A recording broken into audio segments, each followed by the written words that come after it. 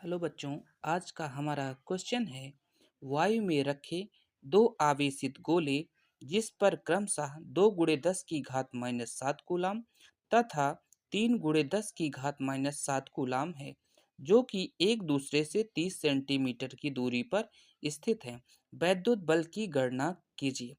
देखिए, हमें कुलामी बल या वैद्युत बल की गणना करना है। दिया है दो पिंड एक दूसरे से 30 सेंटीमीटर की दूरी पर रखे हैं जिस पर Q1 बराबर पहले पिंड पर आवेश Q1 बराबर 2 × 10⁻⁷ कूलाम और Q2 बराबर 3 × 10⁻⁷ कूलाम। दिया है आपका Q1 और Q2 दिया गया है और दूरी 30 सेंटीमीटर। इसको मीटर में चेंज करेंगे तो 3 × 10⁻⁰ मीटर। वैद्युत बल F बराबर 1/4 पाई इंटू Q1 Q2 बटे में आर स्क्वायर से।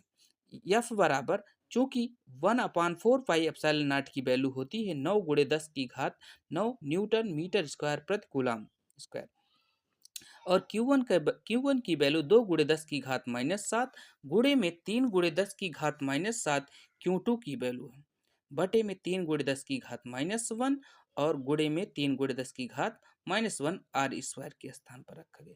देखो, तीन और तीन का गुणा 9, 9 से 9 कैंसिल कर दीजिए।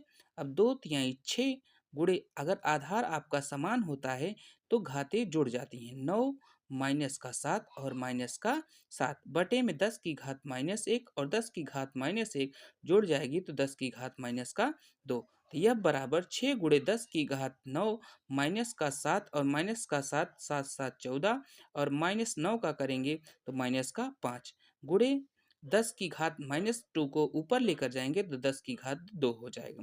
तो यह बराबर वही नियम फिर से, अगर आधार समान है तो घातें जुड़ जाएंगी। 10⁻5 गुणे 10⁻2 को आप लिख दोगे 10⁻5 प्लस 2।